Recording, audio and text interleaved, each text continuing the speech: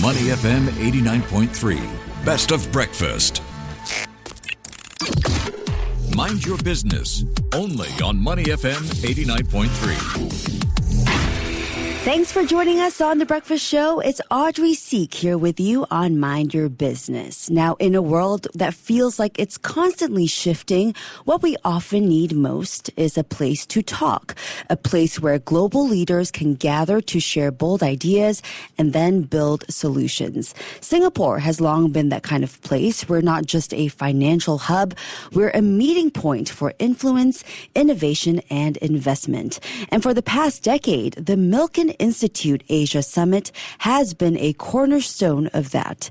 It's where business leaders, policymakers, investors, and philanthropists converge to ask the big questions and, just as importantly, figure out the next steps. And now this partnership is shifting into a new gear. The Singapore Tourism Board has just signed a fresh memorandum of understanding with the Milken Institute, officially anchoring the Asia Summit in Singapore through to 2028. It's a signal of confidence, continuity, and Singapore's growing status as a global thought leadership capital. Now, to walk us through what this means for Singapore, the region, and the world, we're very pleased to welcome to the show Robin Hu, Asia Chairman of the Milken Institute. Robin, good morning. Thank you so much for joining us. Well, good morning, Audrey. It's great to be here this morning, looking bright and cheerful. I love your job. And by the way, happy wedding anniversary this Saturday. Yes, thank you so much. And it's great to have you on. Always good to have a fellow media person here. And it's great to chat with you about the Milken Institute Asia Summit. You know, it has become known as one of the region's most influential gatherings, right? Bringing together leaders from all corners of the globe. Now, look back in the past 10 years. How have you seen this summit evolve? And what kind of impact has it had on shaping how the world views Asia's place in the global economy? Well, I think Asia's the first thing that will come to mind is maybe up until 10 years ago, geopolitics wasn't the leading conversation in the boardroom. Yeah. And whereas it is now the number one conversation. And we know that decoupling has now unfortunately become a strategic necessity given U.S.-China contestation. And the truth is you cannot be a military power unless you are also an industrial power. But total decoupling, as we know, that it is just not possible. And here's where I think Singapore and ASEAN stand to benefit from this opportunity in the long term. And because we are, after all, the trusted connecting economy by both sides, and that is U.S. and China.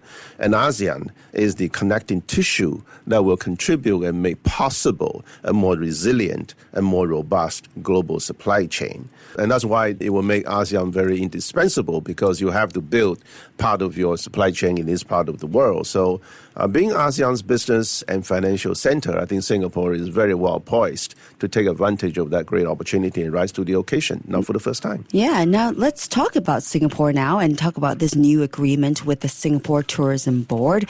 What does this renewed partnership mean for the Milken Institute, and why is Singapore still the natural home for a summit of this scale and ambition? And I think Singapore for us and Milken Institute is really the place that offers the best vantage point for the entire Asia. Now from here you can see China, Japan, Korea up in the north. You will see the Indian subcontinent on the west. You see Australia, New Zealand, and the Pacific Islands in the south. And of course, Singapore right in the middle of archipelago and continental ASEAN, and Southeast Asia, rather. So here you have the world's second largest economies in China and Japan. Yeah. You will also see the world's fastest growing population in Southeast Asia, and most critical connecting economy, that is ASEAN, which I mentioned earlier. And one of the most critical bread basket and food basket, and that is Australia and New Zealand. So there's really no better place to organize and showcase the brand trust of Asia, if you like. And Singapore is simply in the league of one. And speaking as a patriotic Singaporean, I think that's why Milken is anchored here, right here in Singapore. Yeah, so Singapore is really important access point for global organizations. Now, one of Milken Institute's unique strengths is how it tackles a really broad range of issues, right? From finance, mental health, sustainability even.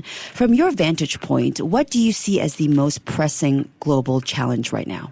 I think the most pressing global challenge today is really to look at artificial intelligence. I think in my 40-plus year of professional life, I've seen 3 fundamental disruptive technological revolutions. The first is in the 1980s, that's PC. Now, Audrey, you're too young to know. No, I know it. What PC revolution was about. But when I started work as a programmer, writing COBOL programming in the Ministry of Finance, I wrote code on a dumb terminal, and I had no intelligence in it. Today, you cannot imagine, the life without PC. In fact, we don't even know it is there.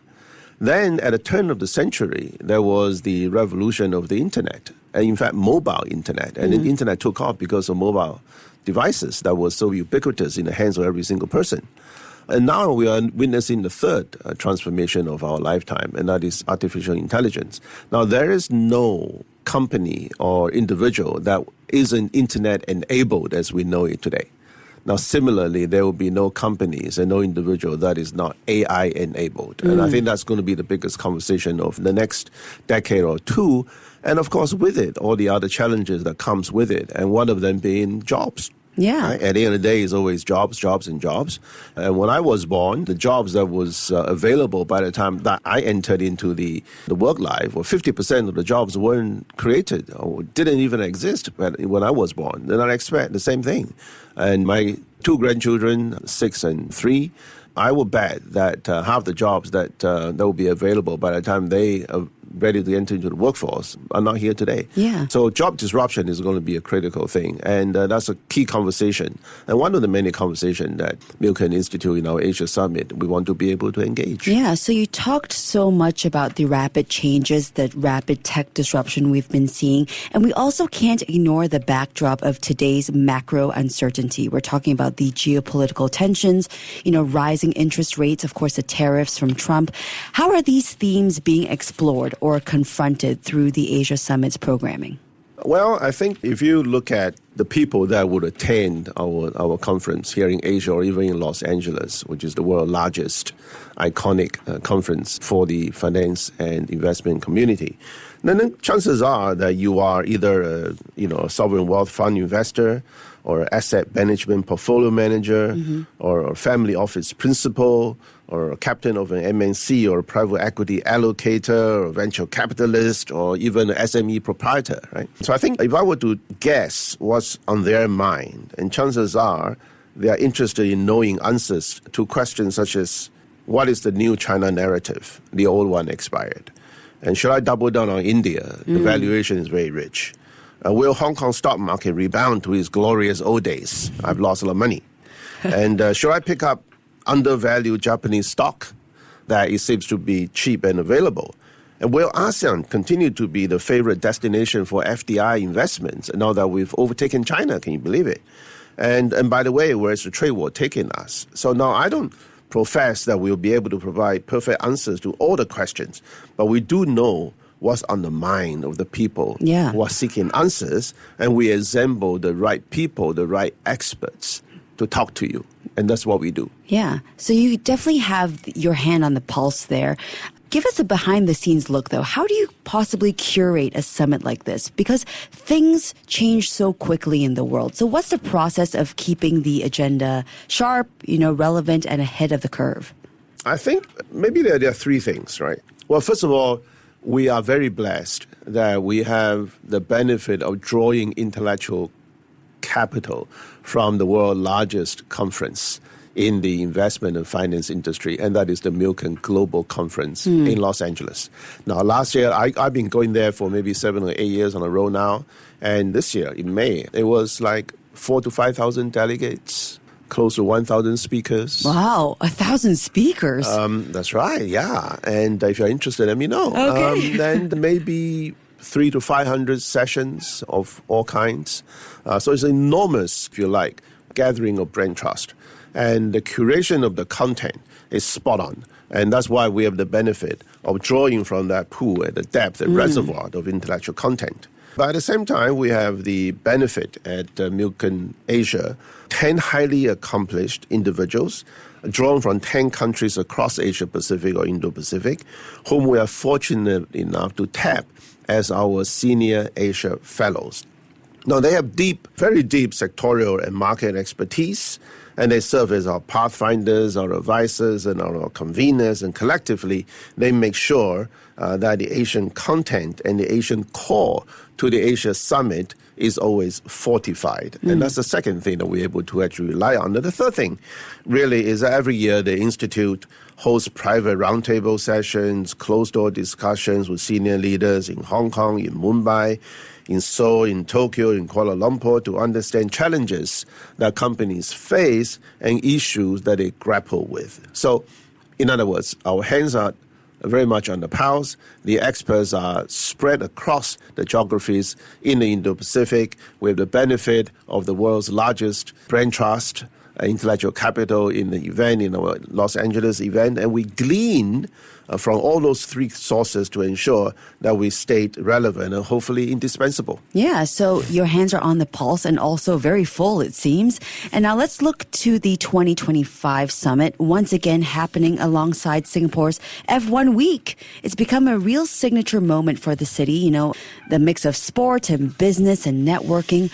What kind of energy or opportunities does that setting bring to the summit, you think? Wow, that's just great. I mean, the thing about the F1 is approaching again. Vroom, vroom, vroom. Well, for the past 11 years, we've been having our Asia Summit on a Wednesday to Friday, just ahead of the weekend race itself. And international delegates simply love it, right?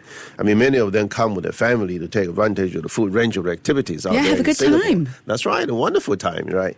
And the place is so busy, it's so buzzing with activities, and the buzz is there in the air. And we have also featured the CEO of McLaren and principal of Williams, the racing teams, in our program in Asia Summit as well. And then, I mean, maybe one day we'll get a racing, the drivers there as well. But, usually they're very busy ahead of the race, of course. So people tend to, as we know, criticize that the Singapore being very, very expensive, right? We seem to get credit for being very expensive on a number of polls out there. And but then the question to ask is, why is the most expensive week in Singapore also the busiest and the most popular and most universally admired in the world? That's right? a good question, So what's the yes. question, right? So what's the answer to that? Audrey, give it a shot. Oh, no, don't put me on the spot. You tell me. Okay, well, I think it's got to do with value, right? I mean, if something out there is of the wrong value or the low value for you, even if it's very cheap, Right. you don't value it, right? But if something that is very expensive, but if it exceeds your expectation and give you value beyond what you think Then it's worth it. being priced, then it's very cheap. It's worth it, right? So I think whether or not Singapore is expensive in that week has to do whether or not is Singapore presenting sufficient value for the international audiences that come to Singapore for that particular week, and the benefit that Singapore would be able to accrue from their spendings, including VAT collection. That's right. So speaking of value, let's look ahead to 2026 and beyond. What value or fresh directions or ambitions do you have for the Asia Summit as it moves into this new chapter? Are you always so philosophical, Audrey? No, not always. Well, I mean, I now feel challenged to have to respond with a philosophical reply as well. Okay. Let me try this. I think three things come to mind. I think it is important in the times when uncertainty and unpredictability, are dominating the atmosphere here. Leadership is about, I think, number one, foster collaboration and not acrimony. Right? In a world that we have to realize there are multiple stakeholders. And if we have no stake in others, then actions will not be restrained, and that lead to terrible things. So I think the first thing is to foster collaboration and not acrimony. The second thing leaders should be mindful is to apply cultural intelligence to build trust. And in a rapidly decoupling world, it's even more important to pause and think, have moments of introspection, and not trust our own bias, because that also leads to bad things. And thirdly, but not least, is to stand on moral authority so that we can walk away from enticing transactional opportunism that may turn out to be a poison chalice. Wow. So the leadership of this generation have a lot to handle. Wow. And yes, I'm going to take a few moments of introspection myself after this conversation. That was Robin Hu, Asia Chairman of the Milken Institute, all about the newly signed partnership to anchor the Asia Summit here in Singapore through 2028. Robin, what a philosophical chat we just had. Thank you so much for joining us this morning. Thank you for having me. Thank you. You're listening to Money FM 89.3. Stay with us on The Breakfast Show. To listen to more great interviews, download our podcasts at audio.sg or download the audio app. That's AWEDIO, audio at the App Store and Google Play.